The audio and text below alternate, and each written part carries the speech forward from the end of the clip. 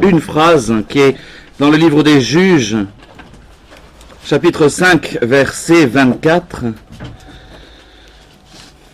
Bénie entre les femmes soit Yaël, la femme de Héber le Kénite, entre les femmes qui habitent les tentes, bénie soit-elle. Juste ce verset pour commencer ce passage sur les femmes des juges. A priori, je ne vais avoir le temps de parler que de Déborah et de la fille de Jephthé. On laissera Dalila et je l'associerai très probablement aux femmes dans le livre des rois, entre autres les deux femmes, Jézabel et Athalie. Mais Dalila, est moins victime, une séductrice, etc. C'est plutôt la faute de Samson, quoi. C'est plutôt une histoire d'homme, l'histoire de Samson et Dalila. C'est la faiblesse d'un homme plutôt que la malveillance d'une femme. C'est pas la même chose chez Jézabel et Athalie. Là, en l'occurrence, Déborah, si vous voulez un sous-titre, c'est « Où sont les hommes ?» Avec le livre des juges, de manière très étonnante. Si certains d'entre vous ont eu l'occasion, ont eu le temps, ou si vous le prenez, de lire l'ensemble du livre des juges, c'est-à-dire d'une seule traite, ça n'est pas évident à lire. Juste encore quelques bouts de chaise. Ça n'est pas évident à lire parce que c'est une littérature ancienne, sans doute l'un des plus anciens de la Bible écrit en tant que tel, donc une tradition très ancienne qui peut paraître éparse, mais le livre des juges, justement, dans cette tradition ancienne, est truffé de femmes. On en trouve à toutes les pages, ou quasiment. Autant les deux petits juges qui commencent, voilà, on rappelle la fin du livre de Josué, pour vous situer, les juges, déjà chronologiquement, les juges, c'est entre Josué et la monarchie. C'est-à-dire entre l'entrée d'Israël sur la terre promise et l'établissement de la monarchie. Le dernier des juges, c'est Samuel. Le livre de Samuel s'ouvre d'ailleurs par une querelle entre femmes.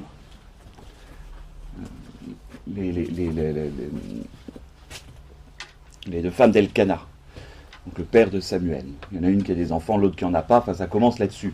Mais on est donc dans cette période qui va être jusqu'à l'avènement de la monarchie, donc aux alentours, si vous voulez, la monarchie, 1050 avant Jésus-Christ. Et grosso modo, l'entrée en terre promise, 1500 avant Jésus-Christ. Donc on est sur une histoire de 500 ans, qui va de la fidélité aux infidélités d'Israël, les retours, etc., avec ces juges qui vont être là. Et donc, dans le livre des juges, on va en avoir quasiment un par tribu, justement. Le livre des juges va trouver un héros, en fait, des temps anciens, entre guillemets, dans chaque tribu. Mais le premier grand juge, c'est Déborah. Ça commence par une femme. Pour une littérature qui est ancienne, censée être macho, avouez que c'est étonnant de voir apparaître dans les premiers une femme. On va en avoir plusieurs, j'essaierai de vous retrouver, mais il y a quand même la concubine découpée en morceaux. Enfin, on a quand même des choses assez intéressantes. Ça va de ça, voilà, la fille génie, Dalila, mais aussi la mère de Samson, qui est un personnage important. Bref, la femme qui tue le Sisra, Yaël pour le coup, et puis on va avoir un certain nombre. Bref, il y a tout ce qu'il faut en femme là-dedans. Mais après Othniel, il reste encore des chaises au fond. Après les deux, je dirais, petits juges, que sont Othniel et, vous avez les noms, et Hude,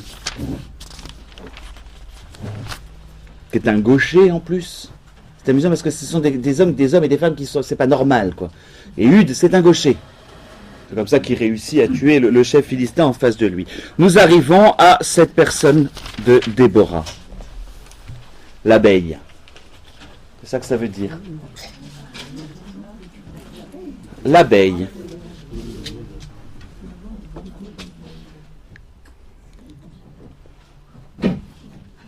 Donc on est au chapitre 4.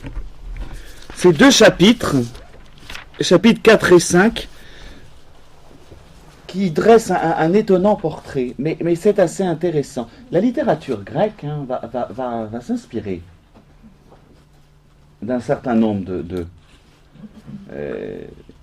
On va retrouver, alors peut-être moins dans le cas de Déborah, beaucoup plus dans le cas de la fille de Jephthé, hein, mais n'oubliez pas que là on est dans des écrits qui sont très probablement antérieurs.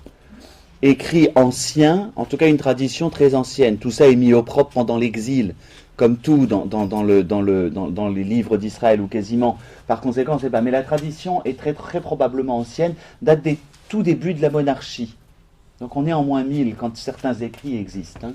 En tout cas, il est étonnant de mettre en transition entre Josué, Dieu sauve, hein, Josué c'est pas que Jésus, celui qui fait entrer le peuple d'Israël en Terre Sainte, et les rois, qui sont quand même la succession davidique, est quand même important. Et au milieu de tout ce monde-là, on retrouve Déborah.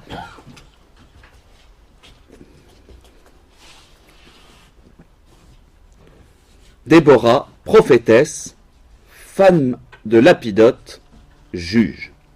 3 titres. C'est intéressant de voir l'ordre de ces titres. Lapidote. Ça aidera.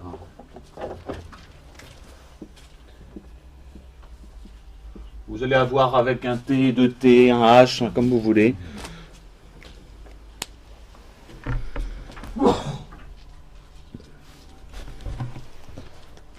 Mais c'est intéressant de voir dans ce verset 4, ces versets 4 et 5 hein, du chapitre 4 donnent beaucoup de choses intéressantes sur ce qu'elle est. Prophétesse d'abord.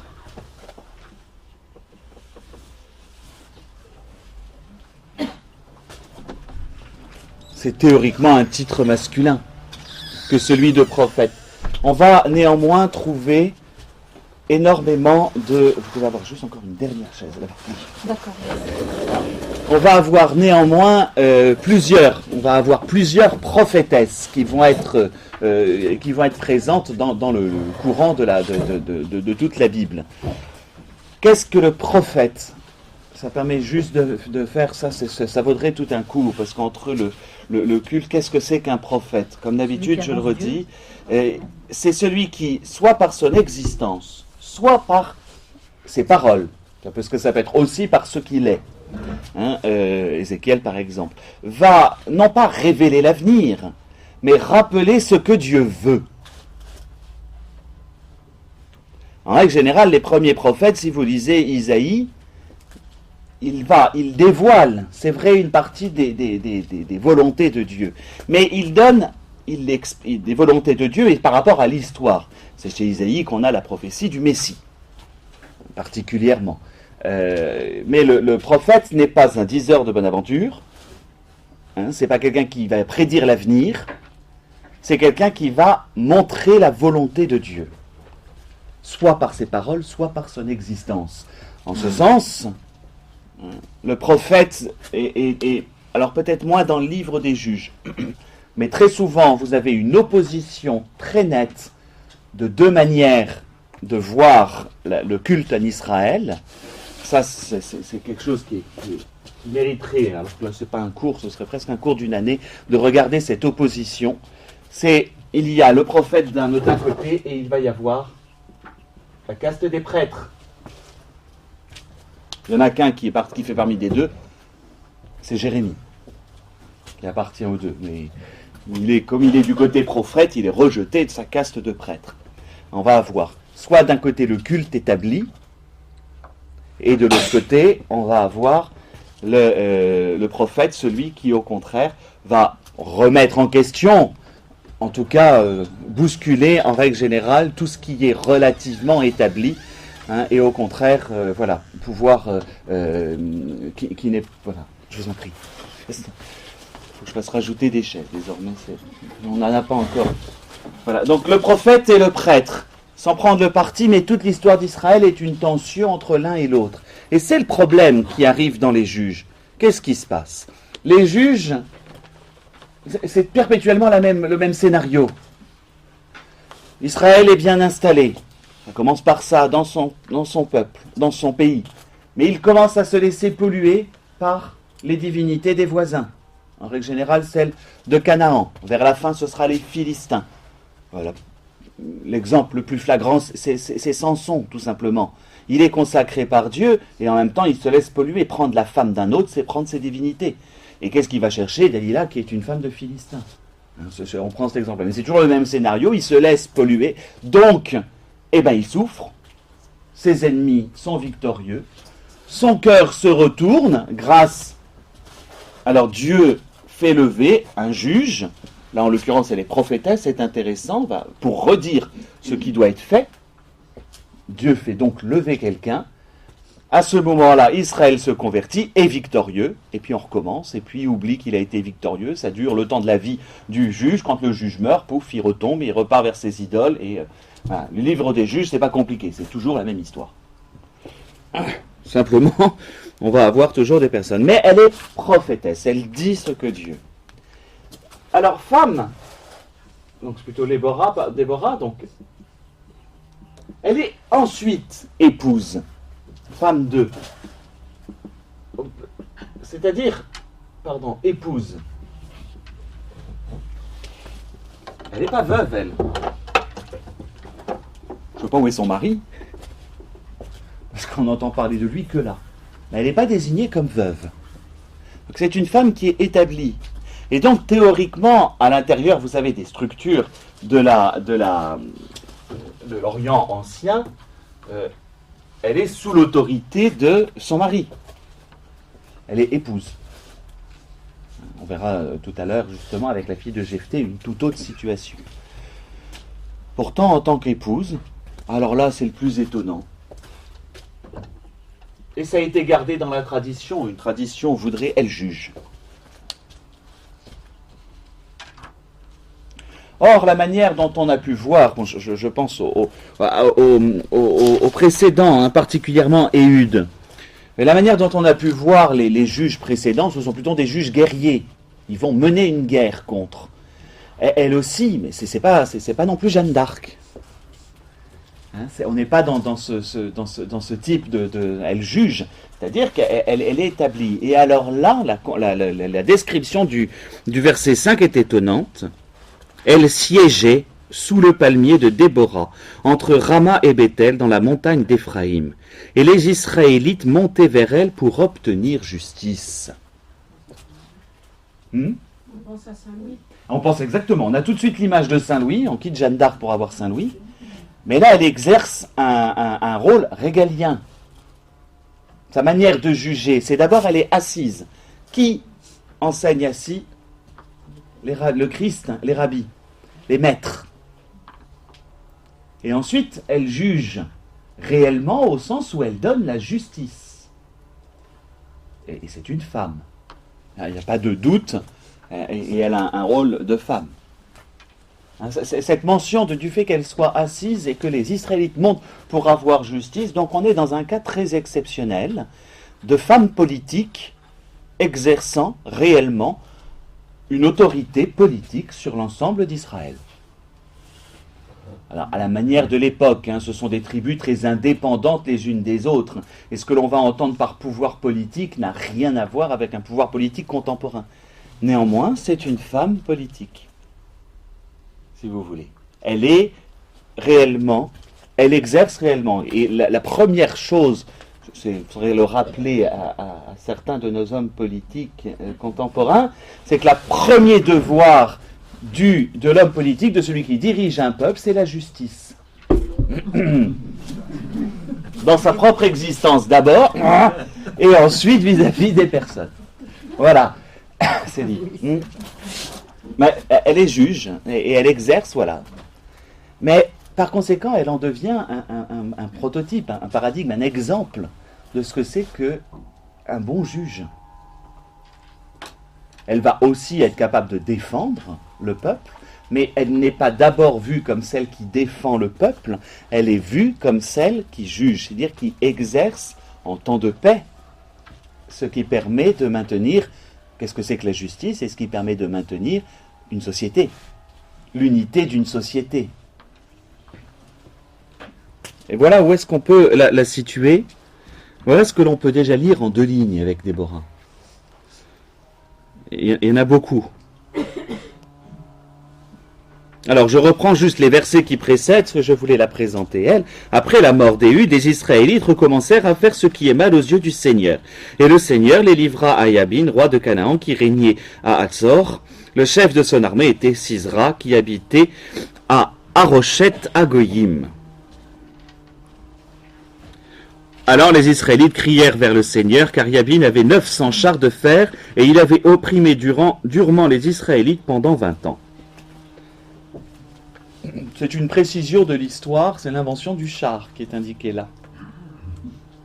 En tout cas, alors déjà il y avait les chars de fer, c'est pas les mêmes chars que ceux dont disposait Pharaon. Là on est sur un armement de type phénicien. Hein, ce sont alors là il faudrait revoir, mais vous savez que l'histoire des inventions, ça commence par quoi? Par l'histoire, et ça continue d'ailleurs de la même manière, par l'histoire des inventions de guerre. L'homme n'a jamais été aussi inventif qu'en temps de guerre, quand il faut trouver le matériel qui soit le plus puissant contre son voisin.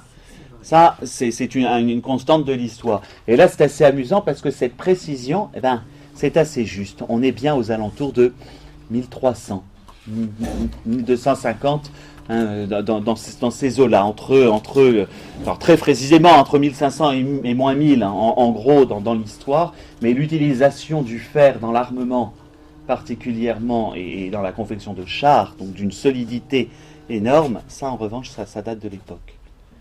C'est assez, voilà, c'est une précision historique étonnante, qui nous passe pour nous inaperçue, je suppose, qui vous était passée inaperçue, et pourtant qui nous permet de bien pointer dans l'histoire des inventions de l'armement. On ne le voit pas, mais c'est intéressant, ça permet au moins une certaine... C'est-à-dire que là où c'est intéressant, c'est peut-être que l'écrit est tardif, au sens de sa mise par écrit, mais la tradition orale qui a gardé cette histoire des chars de fer, la tradition orale permet de remonter à l'époque. Vous comprenez ce que je veux dire? Si ça a été mis, on ne sait pas exactement pour le livre des juges, mais la compilation de l'ensemble de l'ouvrage, c'est peut-être... pendant l'exil, au 6e, peut-être au 7e siècle avant Jésus-Christ.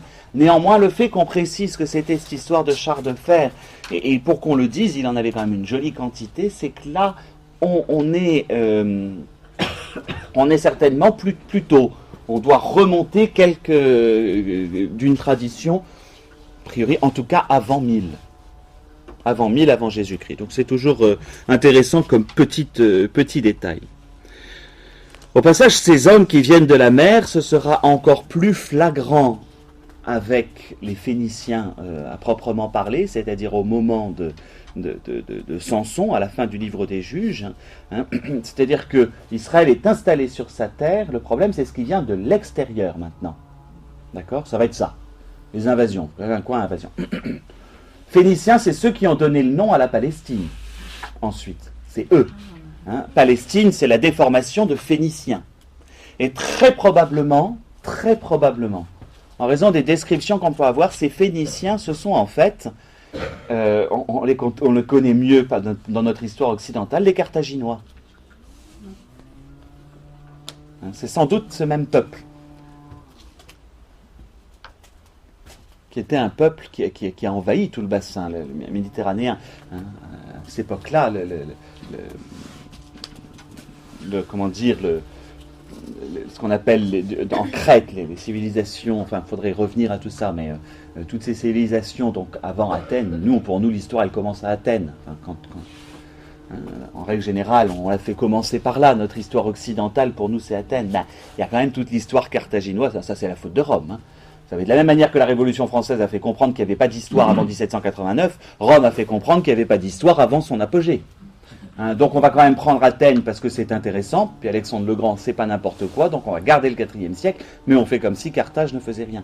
Or, avant l'avènement des Romains, c'est Carthage qui dispose de tout le bassin méditerranéen. Enfin, avant l'avènement plutôt grec d'Alexandre. Bref, et donc c'est eux qui sont sur les côtés, ils arrivent de l'extérieur avec un armement nouveau. Ils sont plus forts en armement que nous, ce qui arrive aux civilisations précolombiennes sur le continent américain, à l'arrivée des colons. Voilà. On vient la voir en lui disant, voilà, il faut nous aider contre l'armée de Yabin et ses soldats, Sisra. Son chef d'armée, pardon, Sisra. Elle envoya chercher Barak, l'éclair. Voilà ce que ça veut dire. Eh ben, c'est pas une flèche, Barak, on va le voir. Mais elle envoya chercher Barak, fils d'Abinoam de Kédesh en Nephtali. Et lui dit, le Seigneur Dieu d'Israël n'a-t-il pas ordonné, va, rassemble le mont Tabor et prends avec toi 10 000 hommes des fils de Nephtali et des fils de Zabulon. J'attirerai vers toi au torrent de Kishon Sisra, le chef de l'armée de Yabin, avec ses chars et ses troupes, et je le livrerai entre tes mains. Elle joue son rôle de juge, mais elle joue surtout son rôle de prophétesse. Elle reste à son premier rôle. Voilà ce que le Seigneur te fait dire. À toi. Elle est vraiment prophétesse. C'est porte-voix, si vous voulez. Porte-voix du Seigneur. Et elle ne sort pas de ça. Ce que le Seigneur n'a pas dit, ben voilà, il te livrera. Réponse de notre éclair. Barak lui répondit, si tu viens avec moi, j'irai, mais si tu ne viens pas avec moi, je n'irai pas. Il a peur. Là, on est face à un homme qui n'ose pas.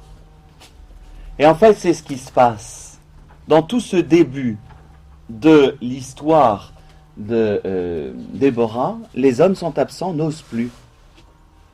Il y a une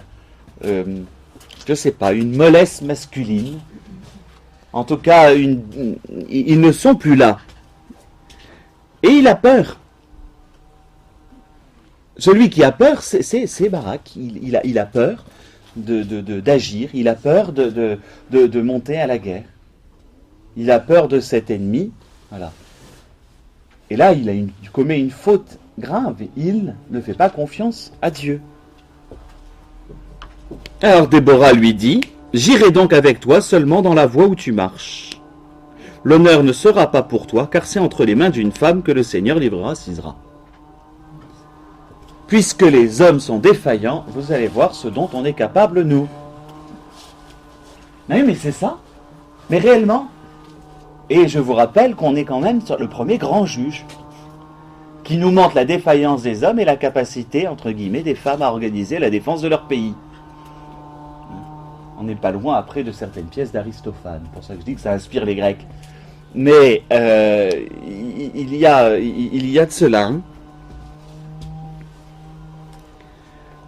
Alors Déborah se leva. Donc en plus il l'a fait bouger, quoi. Elle était juge à un endroit, enfin elle est obligée de se déposer. Alors Déborah se leva avec Barak, elle se rendit à Kédesh. Barak convoqua Zabulon et Nephtali à Kédesh. 10 000 hommes montèrent sur ses pas et Déborah monta avec lui. Voilà. Ah, on a posé. Petite interlude, on va quand même nous situer là. Héber le Kénite s'était séparé de Caïn, des fils de Oba, beau-père de Moïse. Donc il est quand même de la famille. C'est ça qu'on essaye de dire. Bon, évidemment, la famille de Jephthé, c'est pas des Israélites, mais bon, elles ont quand même épousé Moïse, donc ça va. Ça reste la famille, grosso modo. Il avait planté sa tente près de Chêne, de Tsaananim, non loin de Kédesh. Hop, on a situé. Bon.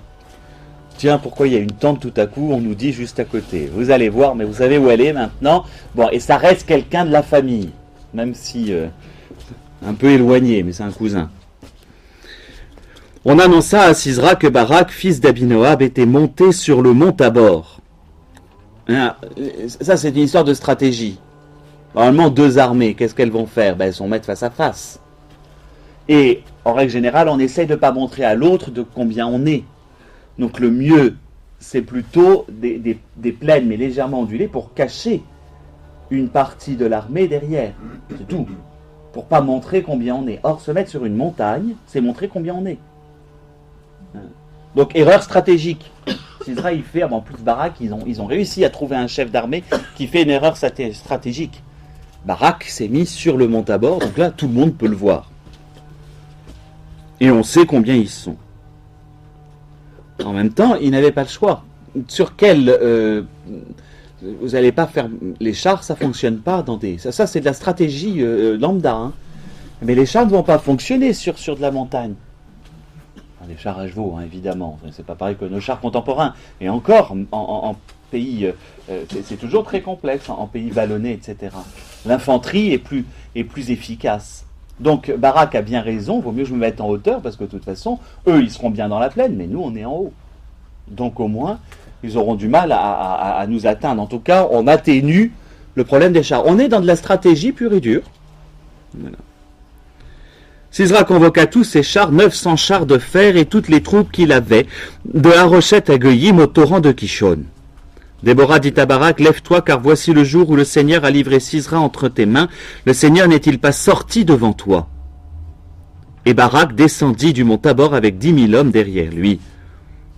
Le Seigneur frappa de panique Sisera, tous ses chars et toute son armée devant Barak. Sisera, descendant de son char, s'enfuit à pied. En fait, la tactique de Barak n'était pas complètement idiote. Ils nous ont vus, ils rassemblent tout le monde et on déferle. C'est tout. Et une déferlante d'hommes depuis une montagne, les manœuvres, en revanche, le problème d'un char, c'est très pratique quand on attaque de front en face. Mais ça ne l'est pas. Là, vous comprenez, c'est de la tactique pure. C'est pratique quand on attaque de front et sur du plat. Mais sur une colline, ça va être impossible. Et si les autres déferlent, le char n'a pas moyen de manœuvrer. Et il s'en rend compte, char de fer, ça veut dire qu'ils sont lourds. Et Sisera s'en rend compte, qu'est-ce qu'il fait? Il fout le camp. Encore un homme qui fout le camp. Je suis désolé, mais c'est ça. Barak a peur et demande à Déborah de venir. Lui, il est quand même chef d'armée. Il a 900 chars, a priori. Bon, on manœuvre, les gars, on recule et puis on reprend. Non, il a peur. Et il part. C'est faiblesse masculine, pour le coup.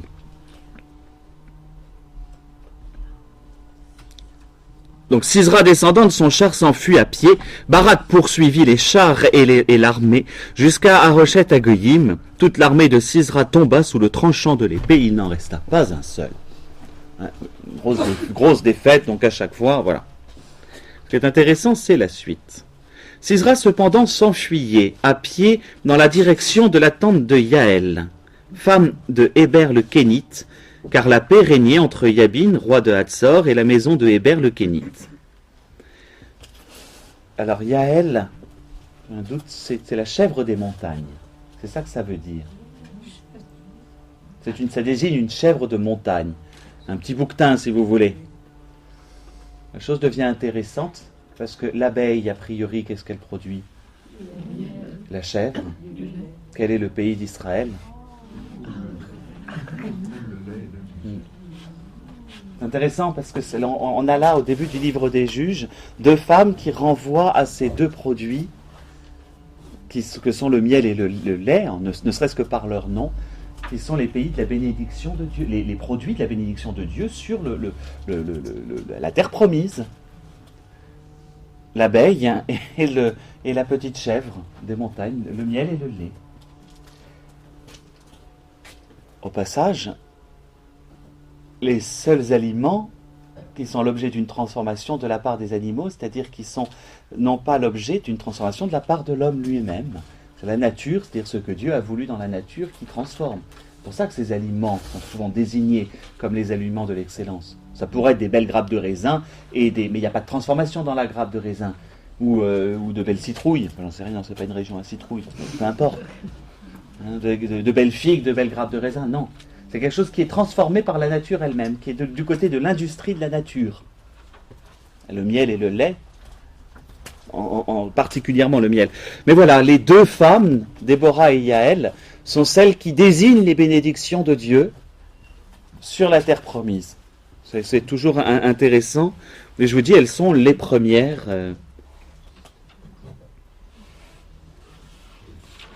Yaël sortit au-devant de Sisera. C'est la femme qui sort de sa tente au-devant de lui, quand Barak ne voulait pas sortir sans avoir une femme avec lui. Elle a pris les devants, Yaël. Elle sait déjà ce qu'elle va faire. Limite traîtresse, parce qu'il pense, alors il y a un souci, parce que c'est quand même une rupture d'hospitalité qui a lieu là.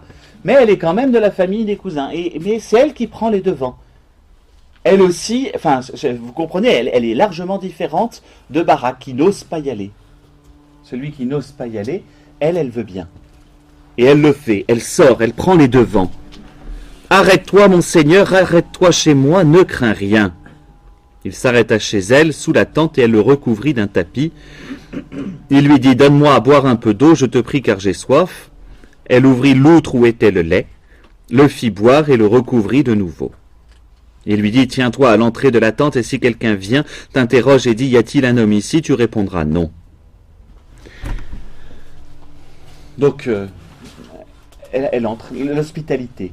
Se dit en passant, elle joue de cette hospitalité. On va voir la même chose. On avait la même chose de l'ordre de Judith, hein, la dernière fois. C'est la même méthode, entre guillemets. Mais Yaël, femme de Hébert, prit un piquet de la tente, saisit un marteau dans sa main et s'approcha de lui doucement, et lui enfonça dans la tempe le piquet qui se planta en terre. Il dormait profondément, épuisé de fatigue, c'est ainsi qu'il mourut. Quand même assez extraordinaire comme méthode. Hein. Bon, il y a aussi voilà, une certaine ingéniosité féminine, en tout cas, pour l'assassinat de celui qui voulait assassiner le peuple. Mais on est toujours pareil. Hein. Faites très attention, je repensais à ces questions sur vouloir la mort. Pour nous, c'est toujours très complexe dans notre pensée chrétienne. Après le Christ, le rapport à ces questions de vengeance et de mort est toujours compliqué. Vous prenez la fin du livre d'Esther, bon qu'est-ce qu'ils font? Ils massacrent tous ceux qui voulaient, qui leur en voulaient. Vous prenez la dernière fois Judith, allez hop, pof, on lui tranche la tête. On n'est pas dans une recherche de la solution pacifique, quoi.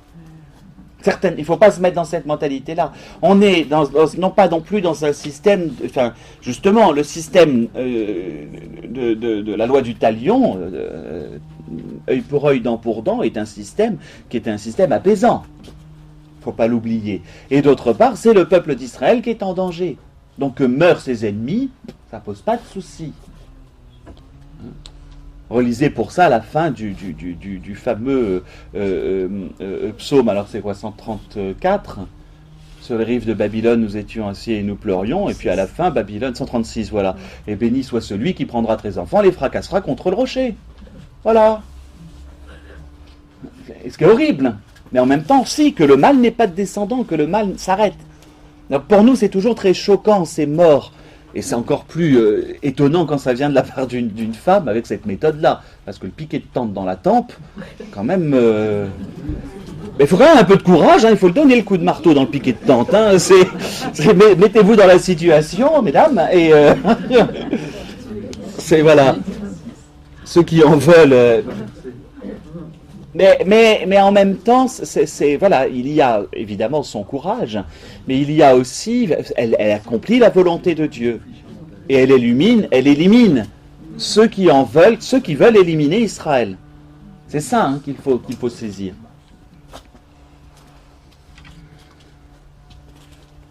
Il dormait profondément, épuisé de fatigue, c'est ainsi qu'il mourut. En plus, il n'a rien senti. Donc. L'autre, il était ivre. Non, parce qu'en plus, elles sont sympas quand elles tuent. Je vous rappelle.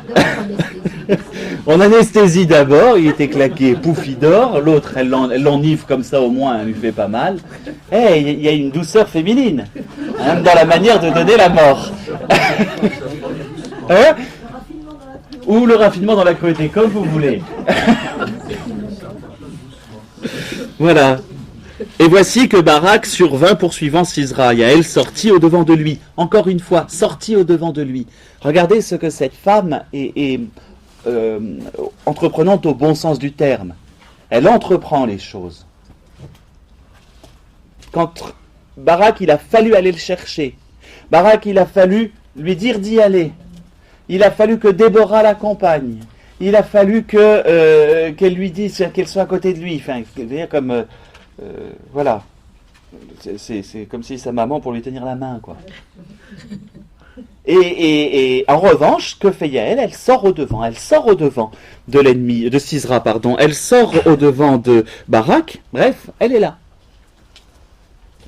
Viens, lui dit-elle, et je te ferai voir l'homme que tu cherches.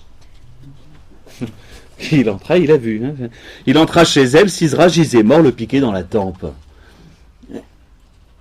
Et là, il comprend. Pour un homme, c'est humiliant. Mettez-vous aussi à la place de l'homme, là, pour le coup. C'est très humiliant. Elle y est mieux arrivée que moi. Il y a, dans l'orgueil masculin, mais là, c'est vraiment la question de ce passage, où sont les hommes?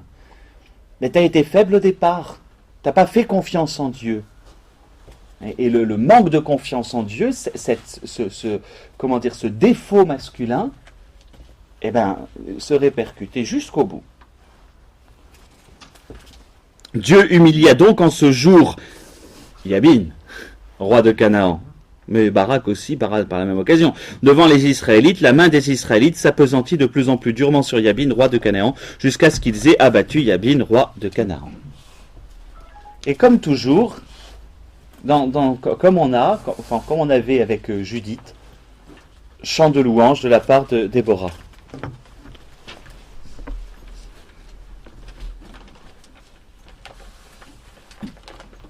Je commenterai tout en le lisant. J'ai oublié de prendre une montre. Je veux juste savoir l'heure qu'il est. 10h. Oui, c'est ça. J'ai juste le temps de faire. C'est bien ça. Donc Dalila va passer dans 15 jours. Elle va rejoindre Jézabel et Athalie. En ce jour-là, Déborah et Barak, fils d'Abinoam, chantèrent, disant: Puisqu'en Israël des guerriers ont dénoué leurs chevelures, puisque le peuple s'est offert librement, bénissez le Seigneur. Cette idée pendant qu'on est en guerre, on ne se coupe pas les cheveux. Il y a des règles très précises. Pardon, c'est des petites choses comme ça, mais un temps de guerre a des règles très précises. On ne se coupe pas les cheveux, on ne boit pas d'alcool, et on n'a pas de rapport sexuel. C'est un principe de base pendant la guerre. C'est-à-dire qu'il y a une forme de consécration au Seigneur pour être sûr de la gagner. Et c'est une règle, pour un peu comprendre. Ça permet aussi de comprendre pourquoi David, quand il apprend que Bethsabée est enceinte, fait revenir le mari, donc, de mémoire, le Hittite, Uri. Il le fait revenir en lui disant: va voir ta femme. Et Uri va faire: bah non, je suis juste en permission. Alors qu'il n'est pas chrétien, qu'il n'est pas juif, je suis juste en permission, j'ai pas le droit de coucher avec elle. Bah si, vas-y, comme ça on planque le fait qu'elle soit enceinte, c'était un peu le but. On reverra ce passage, mais c'est ça, et donc ils ont dénoué leur chevelure, ça y est, maintenant que la guerre est terminée. En fait, ils peuvent se raser la tête, c'est ça que ça veut dire. Mais d'autre part, voilà, ça faisait partie des interdits de la guerre. Puisque le peuple s'est offert librement, bénissez le Seigneur. Écoutez, roi, prêtez l'oreille, prince. Moi, pour le Seigneur, moi, je chanterai, je célébrerai le Seigneur, Dieu d'Israël. Seigneur, quand tu sortis de Séhir, quand tu t'avanças des campagnes d'Édom, la terre trembla, les cieux se déversèrent, les nuées fondirent à nous. Les montagnes ruisselèrent devant le Seigneur, celui du Sinaï, et devant le Seigneur, le Dieu d'Israël. Au jour de Shamgar, fils d'Anath, au jour de Yaël, il n'y avait plus de caravanes, ceux qui s'en allaient par les chemins prenaient des sentiers détournés. On renonçait aux campagnes, on y renonçait en Israël, jusqu'à ton lever au Déborah. Je vous remarquer qu'on a parlé des deux femmes là. C'est la cata, mais heureusement il y a Yaël, et heureusement il y a Déborah. Jusqu'à ton lever au Déborah, jusqu'à ton lever, mère en Israël. Alors là, une expression exceptionnelle. Elle n'est nulle part ailleurs. Voilà, comme il n'y a pas de mère de l'Église, mais un père en Israël, ça va être une expression qui va être donnée, cette expression de père, mais qui est donnée à Dieu d'ailleurs, en règle générale, qui n'est pas donnée qui n'est donnée à personne d'autre. Et là, on va lui donner cette expression de mère en Israël. On va rajouter un titre en face des autres.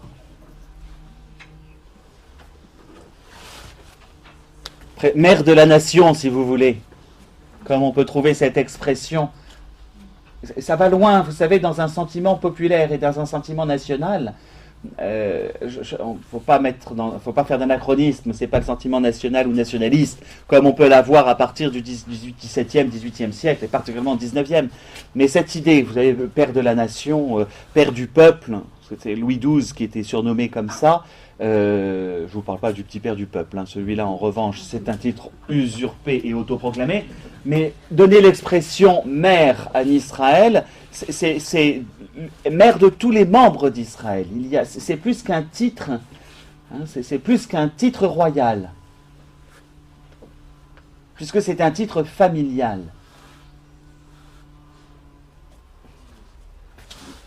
Le titre le plus important de la Bienheureuse Vierge Marie, c'est Mère de Dieu. C'est le titre qui pose un souci à Éphèse, le Théotokos. C'est ce titre de Mère de Dieu. Hein, et en lui donnant ce titre-là, elle devient Mère de tout Israël. Combien il y a de mères d'Israël? Je vous rappelle qu'il y en a 4. Puisque Jacob a eu au total 4 femmes. Enfin, 2 femmes, 2 concubines. Et donc, pour les 12 tribus, il n'y a pas d'unité de la mère. Mais c'est Déborah qui va en avoir le titre. C'est pas Rachel, la mère d'Israël. Elle n'est que mère de Benjamin et Joseph. Hein, c'est pas Léa non plus qui est l'aînée. Et pourtant, elle est celle qui a mis au monde Ruben, Juda, enfin après je sais plus, Nephtali au moins.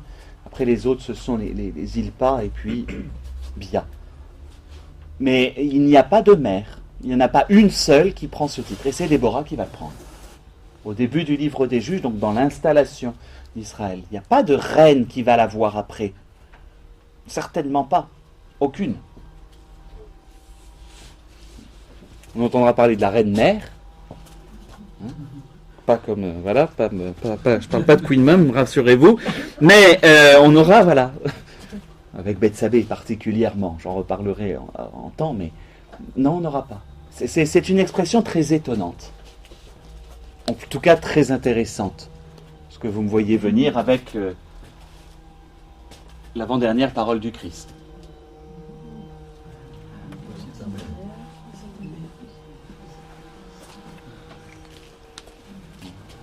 Vous savez qu'on a toujours ce parallèle. Hein. Il nous faut comprendre l'Ancien Testament avec le Nouveau et la lecture que nous en avons du Nouveau.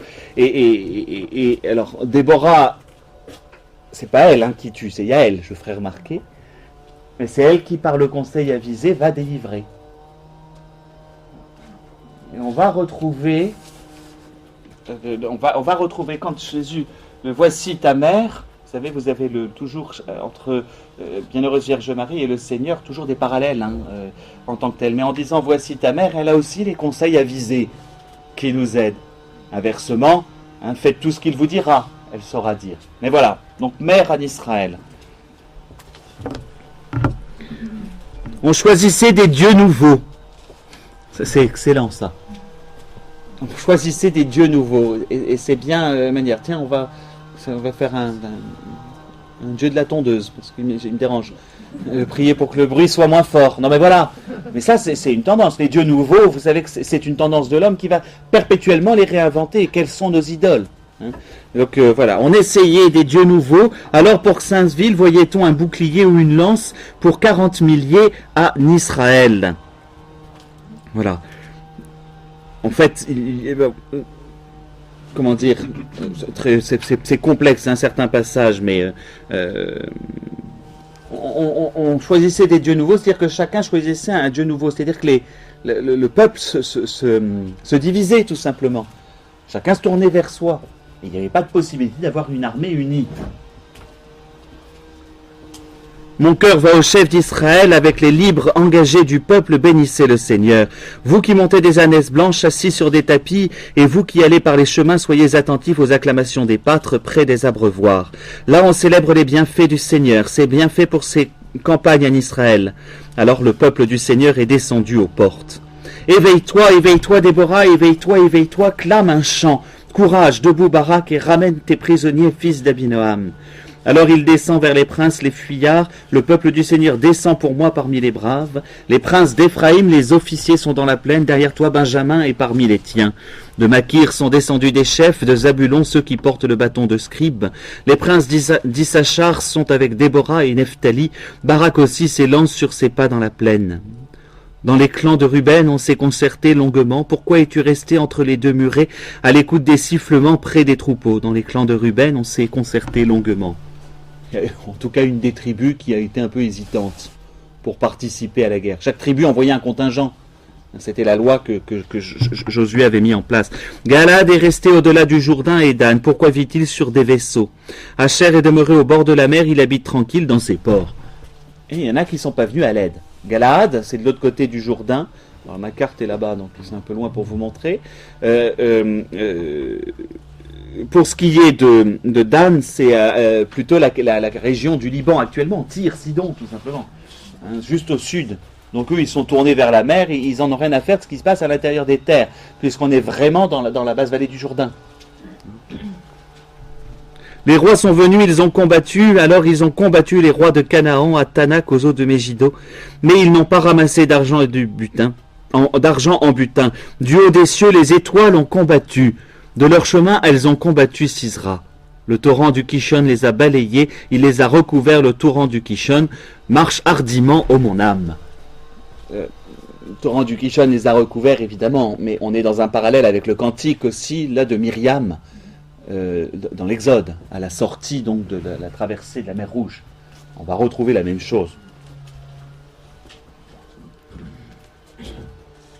Alors les sabots des chevaux ont martelé le sol, ils galopent ses coursiers. Maudissez Méros, dit l'ange du Seigneur, maudissez ses habitants, car ils ne sont pas venus à l'aide du Seigneur parmi les héros. Et là, bénie entre les femmes soit Yaël, la femme de Héber le Kénite, entre les femmes qui habitent les tentes, bénie soit-elle. Même chose, il n'y a pas d'expression comme ça ailleurs. Béni soit entre les femmes. Pareil, vous me voyez venir, c'est fastoche. On ne va pas la trouver ailleurs, hein, mais tu es béni entre les femmes. Béni soit entre toutes les femmes. Alors c'est sûr qu'avec la Vierge Marie, on n'a quand même pas, on la voit pas arriver avec un piquet de tente à la main. Enfin, vous voyez, c'est pas l'imagerie qu'on peut avoir et ce serait étonnant. Mais l'air de rien, Yaël a pris des risques. Hein. Elle prend des risques avec sa propre existence. Donc, Il demandait de l'eau, elle a donné du lait.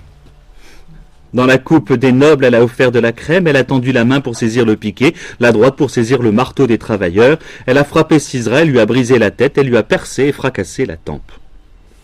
Entre ses pieds, il s'est écroulé, il est tombé, il s'est couché, à ses pieds, il s'est écroulé, il est tombé, où il s'est écroulé, là, il est tombé anéanti. Donc il y a une série de jeux de mots, hein. Je ne parle pas assez bien l'hébreu pour pouvoir. Alors là, il précise bien, quoi. Il est bien mort. Hein. Et c'est bien sa faute à elle. Hein. Par la fenêtre, elle se penche, elle guette la mère de Sisra à travers le grillage. Pourquoi son char tarde-t-il à venir? Pourquoi sont-ils si lents ces attelages? La plus avisée de ses princesses lui répond et elle se répète à elle-même. Sans doute il recueille, il partage le butin. Une jeune fille, 2 jeunes filles par guerrier. Un butin d'étoffe de couleur brodée pour Sisra. Une broderie, 2 broderies pour mon cou.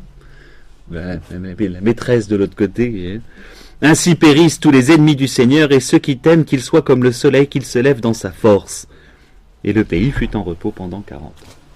Toujours amusant ces poèmes à la fin. On ne comprend pas tout, c'est pas la nécessité de tout comprendre. Mais on voit bien comment ça fonctionne. Il y a quelque chose de très archaïque, hein, très ancien dans ce long poème de Déborah. On en chante une partie à l'office du cantique de Déborah, le début. Mais on va retrouver tous ces cantiques de victoire qui sont avant tout des cantiques de bénédiction du Seigneur. Souvenez-vous celui de Judith. Elle a tressé ses cheveux d'or, et le cimetière, il trancha le cou. Je trouve ça tellement extraordinaire. Un style littéraire qui est très très particulier et qu'on va retrouver dans ces poèmes de femmes. Donc voilà pour Déborah. Je voudrais quand même avoir vu avec vous. Je n'ai pas le temps de voir la... Vous avez au chapitre 9 une autre femme dont on ne connaît pas le nom, mais qui est celle qui tue Abimélec, fils de Gédéon, qui voulait se faire roi sans la volonté de Dieu. C'est une femme qui permet à ce que ce qui n'était pas de l'ordre de la volonté de Dieu n'ait pas lieu. Encore une. On est dans juste très rapidement, ce que je ne peux pas voir, Gédéon. En revanche, je vais à Jephthé, au chapitre 10. Et le problème, surtout du chapitre 11, le vœu de Jephthé.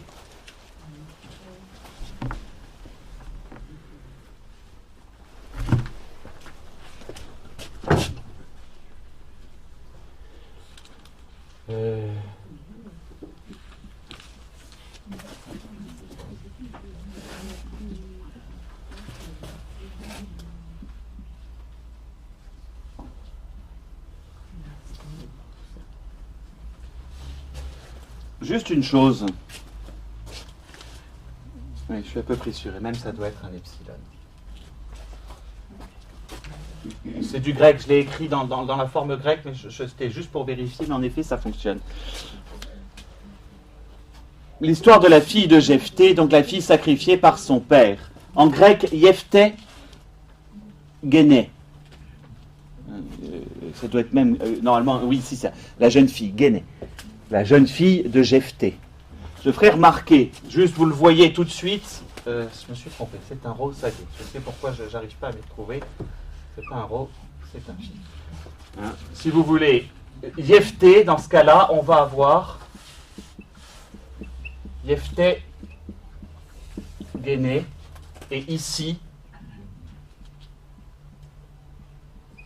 alors il fait plutôt Guéné. Iphigénie, c'est la fille de Jephthé. Jephthé Guéné. Je voulais vérifier si c'était vrai avec les lettres et ça fonctionne, parce qu'il n'y a a priori pas trop. Il y a le to qui chute en fait. Et yé, c'est logique que ça devienne un est. La fille de Jephthé, c'est Iphigénie. Dans quel ordre a lieu la manière dont les deux légendes, dont les deux passages se télescopent l'un l'autre? Vous savez que vous avez deux récits de la mythologie grecque que l'on peut estimer pour le coup inspirés du livre des Juges, en tout cas de cet épisode. Est-ce que c'est une tradition commune qui finalement s'est retrouvée? Donc vous avez tout le mythe d'Iphigénie, en tauride, en olide, pardon, pas en tauride. Donc le mythe d'Iphigénie, donc sacrifié par son père Agamemnon, c'est tous les problèmes de famille. Hein. Vous savez, les Atrides ont quand même des petits problèmes de famille, puisque Agamemnon doit tuer sa fille Iphigénie pour qu'il y ait du vent à la demande de Calchas. Par conséquent, Clytemnestre va assassiner son mari Agamemnon et finalement, Oreste va assassiner sa mère parce qu'elle a assassiné son mari Agamemnon. Ça devient voilà, ça c'est la tragédie grecque en tant que telle. Hein, c'est pas le cas là-dedans, dans le cas donc d'Iphigénie. Vous avez aussi l'autre légende. Vous pouvez ne pas connaître bien la légende d'Idoménée, roi de Crète, mais au moins vous devez connaître l'opéra de Mozart qui est une splendeur. Mais donc dans la légende d'Idoménée, vous retrouvez aussi cela. Il revient victorieux de Troie, arrive une tempête, et au cours de cette tempête, il fait le vœu d'assassiner la première, de sacrifier à Poséidon la première personne qu'il rencontrera, et c'est son fils qui vient l'accueillir, et voilà, c'est toute la tragédie.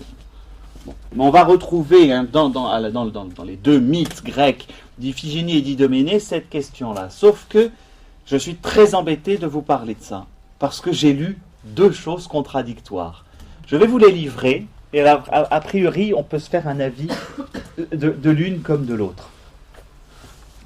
L'une par un auteur protestant, féministe, mais profondément, enfin l'écrit était particulier, mais que j'ai trouvé très fine dans son analyse, justement, ne voulant pas rentrer, grosso modo, sa question est mais est-ce que la Bible n'aime pas les femmes? Voilà, c'était ça la question qui lui était posée. Et elle prend exprès ce passage-là. Ah oui, forcément, avec la fille qui a priori y passe, c'est quand même... Et en fait, c'est intéressant l'analyse qu'elle fait, pareil, de la faiblesse humaine. Juste le passage, le vœu de Jephthé. La fille de Jephthé, elle n'a pas de nom. Je ne sais pas comment elle s'appelle. On n'a aucune idée de son nom. Ensuite, l'histoire de Jephthé. Je ne peux pas prendre tous les chapitres d'avant pour pouvoir terminer à temps, mais Jephthé est détesté dans sa famille, puisque c'est le fils d'une prostituée, qui est censé ne pas avoir une part d'héritage avec ses frères. Et pourtant, on sait que c'est un bon guerrier, et finalement, les anciens vont venir le chercher. Les anciens vont venir le chercher, et il va dire, mais pourquoi vous venez me chercher? Je suis le plus détesté. Il y a... Jephthé fait déjà a le privilège de ce choix de Dieu, comme toujours. Vous Cette manière que Dieu a de choisir justement celui qui est exclu, celui qui théoriquement ne devrait pas. Il y a quand même un problème chez Jephthé. Il va se mettre bien sûr sous l'esprit du Seigneur, et c'est le début, l'esprit du Seigneur fut sur Jephthé qui parcourut Galaad et Manassé, voilà. Donc pour garder cette victoire contre les Ammonites, donc on est là pour le coup de l'autre côté, on n'est plus côté mer, on est côté terre, hein. C'est ceux qui sont au sud de Galaad, donc la partie qui est à l'est de la mer Morte. Et le problème, c'est que Jephthé cherche à se faire un nom, justement. Fils de prostituée, il doit pouvoir montrer qui il est. Et il va le faire, et dans tout le récit, et c'est cette analyse que j'apprécie pour le coup, que je retiens, dans tout le récit, il pense d'abord à lui. Et il va être arrogant, et par sa parole vis-à-vis des autres, dans les pourparlers avec les Ammonites. Je ne peux pas prendre tout le récit de Jephthé, parce que ce n'est pas lui qui m'intéresse, c'est sa fille. Mais voilà, il y a quand même dans l'attitude même de Jephthé cette manière d'être qui veut s'affirmer par lui-même. Ce n'est pas l'attitude habituelle du pauvre. Hein, ce ne sera pas l'attitude, par exemple, de Gédéon dans le chapitre d'avant, au départ, parce qu'Abimélec, justement, va faire le contraire. On est dans cette tension aussi à l'intérieur du livre des juges, et là il faut bien le comprendre, entre des hommes qui sentent bien qu'il va falloir unifier tout ce monde-là. L'avènement de la monarchie n'est pas loin, à chaque fois. Il y a eu une tentative juste avant avec Abimélec, le fils de Gédéon. Mais là, Jephthé, lui, pareil, cherche à affirmer sa personne, alors que, justement, Dieu va le choisir, lui, parce qu'il n'est rien.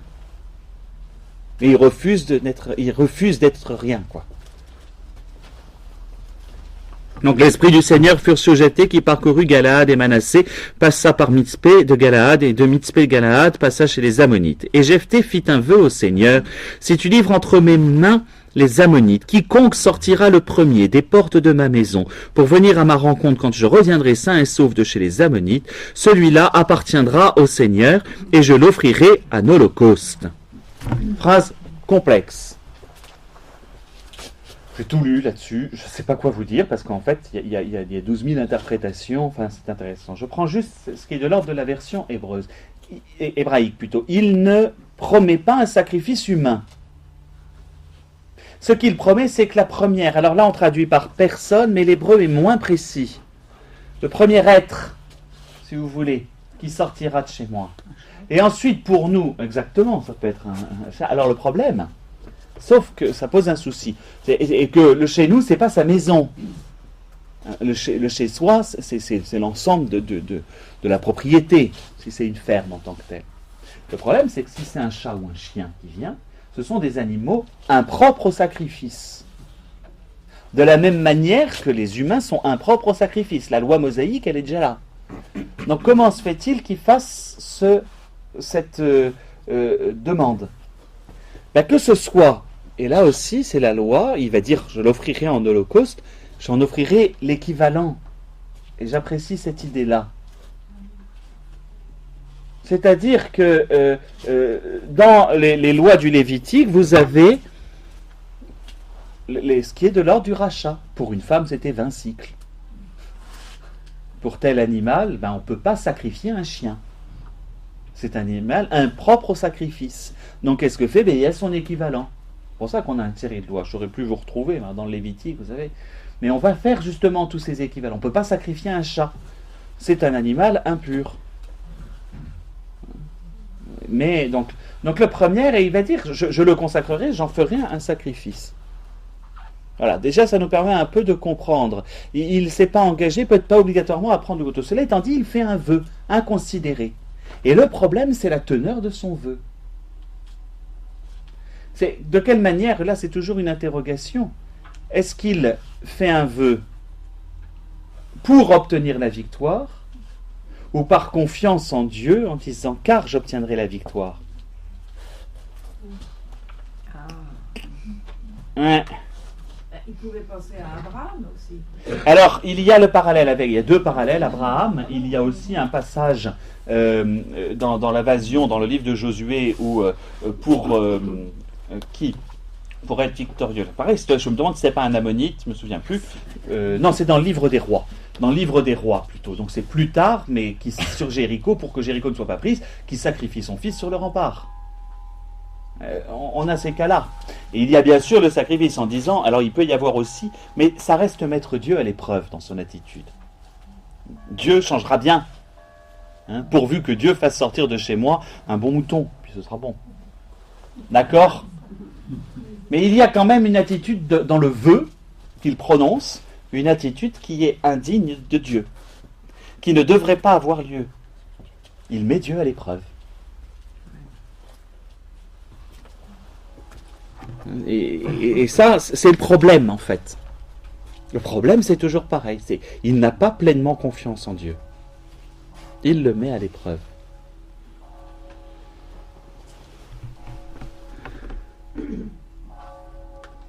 Jephthé passa chez les Ammonites pour les attaquer et le Seigneur les livra entre ses mains. Le Seigneur va le tenir au beau. Le Seigneur le livra entre ses mains. Il les bâtit depuis Aroër jusque vers Minite, 20 villes, et jusqu'à Abel-Kéramim. Ce fut une très grande défaite et les Ammonites furent abaissés devant les Israélites. Lorsque Jephthé revint à Mitzpé, à sa maison, voici que sa fille sortit à sa rencontre en dansant au son des tambourins. Donc elle vient à sa rencontre, quelque chose de... C'était son unique enfant. Quelqu'un avait déjà annoncé sa victoire? Elle danse? Oui. Mais ce qui est intéressant, c'est que si quelqu'un a annoncé la victoire, quelqu'un a pu annoncer le vœu. On va voir ça, justement. C'était son unique enfant. En dehors d'elle, il n'avait ni fils ni fille. Dès qu'il l'eut aperçu, il déchira ses vêtements et s'écria « Ah, ma fille, vraiment tu m'accables. Tu es de ceux qui font mon malheur. Je me suis engagé, moi, devant le Seigneur et ne puis revenir en arrière. » C'est pas lui qui va perdre la vie, je ferai remarquer. Hein? Ah, quel malheur! Il y a un opéra pareil, Dardanus de Rameau. Le début du deuxième acte, c'est Iphis qui est en train de se plaindre. Ah, quel tourment! Enfin, c'est pas elle qui est en prison. Hein. Ça, c'est les opéras, c'est particulier. Non, mais voilà. Quel malheur pour moi! D'abord, tu n'avais pas à faire un vœu inconsidéré, et ensuite, c'est pas toi qui y passe. Quand même. Quand même, c'est sa fille. Vous n'êtes pas peut-être père. Non, mais ça peut être sa fille. C'est pas elle qui va mourir. Hein. C'est pas lui qui va mourir. C'est en théorie. Oui, mais il pleure sur lui-même. Il se tourne sur lui-même. Tu es mon malheur. Quoi. Et elle lui répond, mon père, tu t'es engagé envers le Seigneur. Traite-moi selon l'engagement que tu as pris, puisque le Seigneur t'a accordé de te venger de tes ennemis, les Ammonites. Elle est donc au courant. Est-ce qu'elle n'est pas sortie volontairement? La première. Faut lui donner une leçon. Oui. J'ai lu ça et j'ai trouvé ça assez étonnant. Parce que si on va aller jusqu'au bout, et vous allez voir, parce que là encore, il y en a une qu'on va avoir juste derrière, en filigrane. Elle est une préfiguration de la Vierge Marie, dans sa drôle de question à l'ange. Elle s'est engagée la première. En connaissance de cause, tu as pris un engagement. À moins qu'elle eût le désir, parce que dans quel cas? Les sacrifices humains. Alors je prends l'option où elle est rachetée. Il le sait. Donc elle n'est pas livrée en holocauste, mais c'est tout comme, puisqu'elle va devoir se retrouver au service du Seigneur, consacrant définitivement sa virginité. Donc ce qui existait, c'est ce qui existe dans plusieurs civilisations, c'est le don de sa virginité pour le service de la maison du Seigneur. Comme Marie. Ben oui. Et on va retrouver quelque chose de cet ordre-là. Donc peut-être que volontairement elle est sortie. Et en même temps, elle le fait en rompant la lignée de son père. Elle, dont la grand-mère est une prostituée. Je ferai remarquer. Alors, c'est une lecture possible. Elle est, à mon avis, un peu capillotractée, comme on dit. C'est-à-dire qu'elle est un peu fait exprès. Elle doit être quand même au courant du vœu, puisqu'elle est en train de lui dire « mais je sais bien ». Donc il y a quand même quelque chose elle est volontaire. C'est elle qui sort au-devant de lui, et volontairement. Et elle est au courant du vœu qu'il a fait.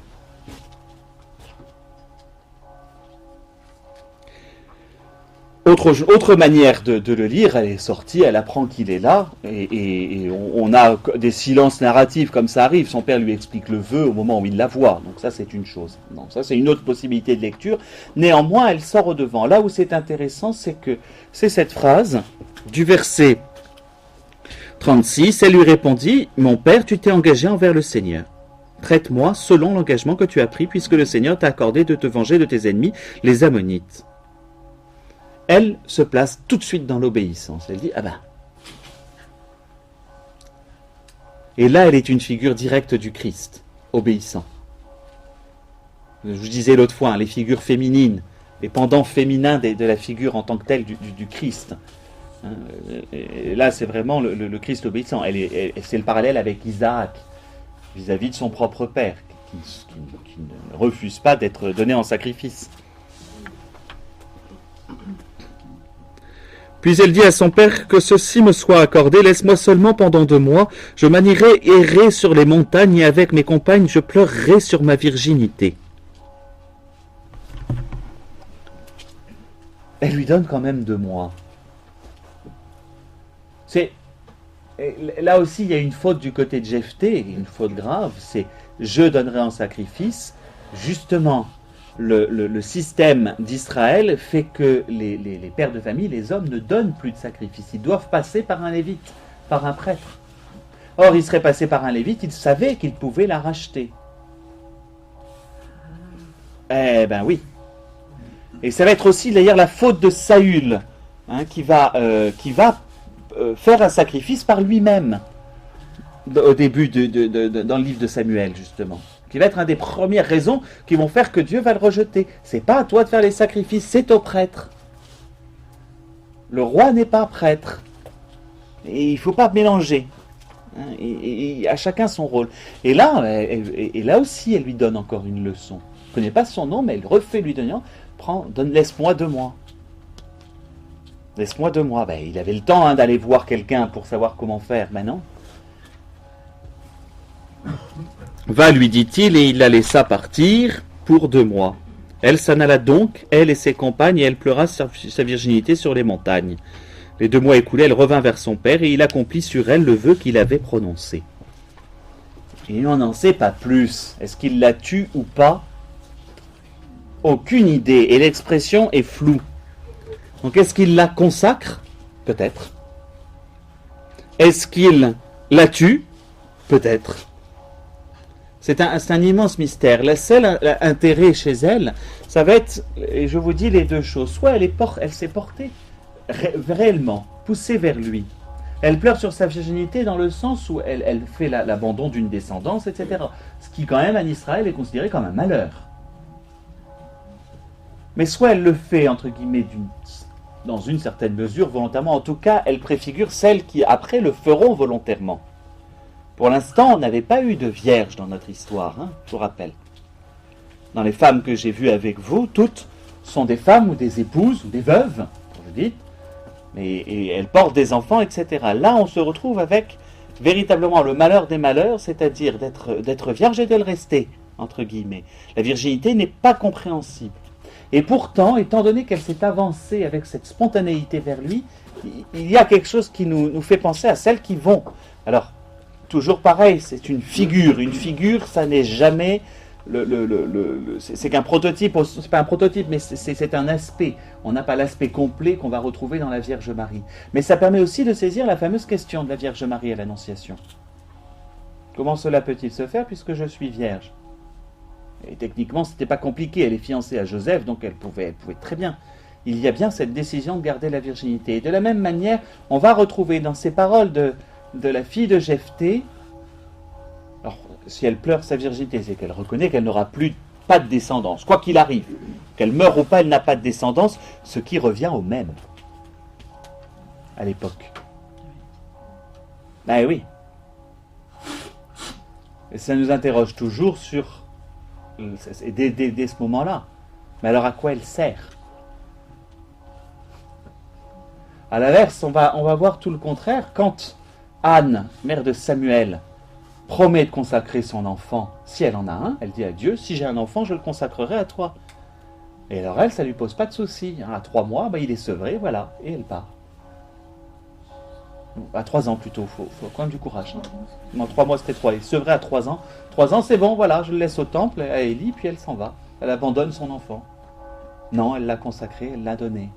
Il va y avoir une autre attitude. C'est un contraste très très étonnant. Enfin voilà, donc la fille de Jephthé, elle ne cesse de poser un souci. Sauf que, et à mon avis c'est ça le plus intéressant, elle n'avait pas connu d'homme, et de là vint cette coutume en Israël d'année en année. Les filles d'Israël s'en vont célébrer la fille de Jephthé le Galaédite 4 jours par an. Et une fête locale, très probablement, où on se souvient d'elle.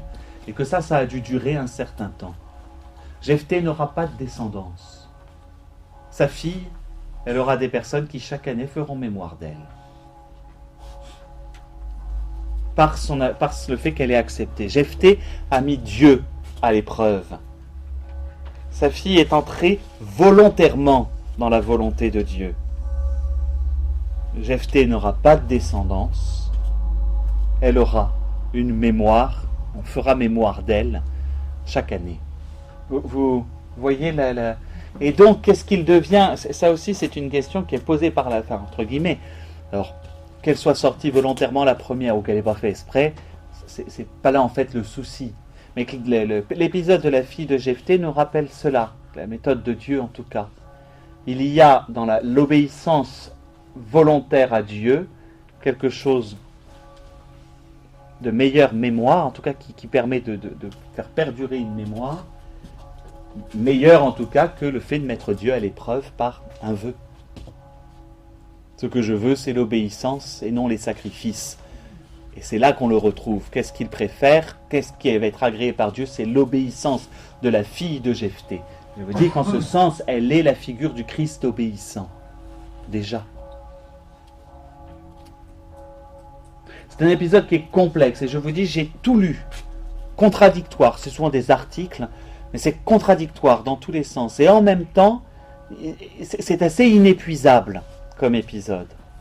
Hein, si vous la voyez comme volontairement donnant une leçon à son père et choisissant la virginité, on a le souci quand même des pleurs à la fin. Pour ceux qui tiennent ça, moi je dis, elle pleure quand même sa virginité. Elle n'est pas hyper contente. Hein. Il y a quelque chose qui... Mais elle est résignée. Oui, mais c'est pas un épisode que je ferai lire à des parents qui ont une fille unique qui veut rentrer au couvent, quoi. Et pourtant, il y a un peu de ça. Comprenez? Donc ça, c'est vrai que c'est une chose. Voilà, il y a cette lecture-là. Mais dans le côté volontaire, voilà, il y a cela. En tout cas, il est certain, quelles que soient les analyses, le moment où elle s'engage à obéir, et elle dit, puisque tu as dit à Dieu, on obéit. Mais il y a la question de son rachat. Mais on a un point d'interrogation. Puisque rachetée, elle se retrouve consacrée. Consacrée, on ne peut plus la toucher. De toute façon, elle est vierge et elle ne peut pas porter d'enfant. Mais elle rachète son père. Ah bah évidemment. Elle rachète son père, elle, par une obéissance, alors que lui a mis à l'épreuve. Et là, en revanche, le contraste est important. Voilà, je me disais bien qu'avec ces deux-là, j'aurais fait mon heure. Donc, on verra ce chapitre 13 après, Samson. Et c'est bien. Si vous avez le temps, bon, c'est davantage l'épisode de Samson qui va m'intéresser.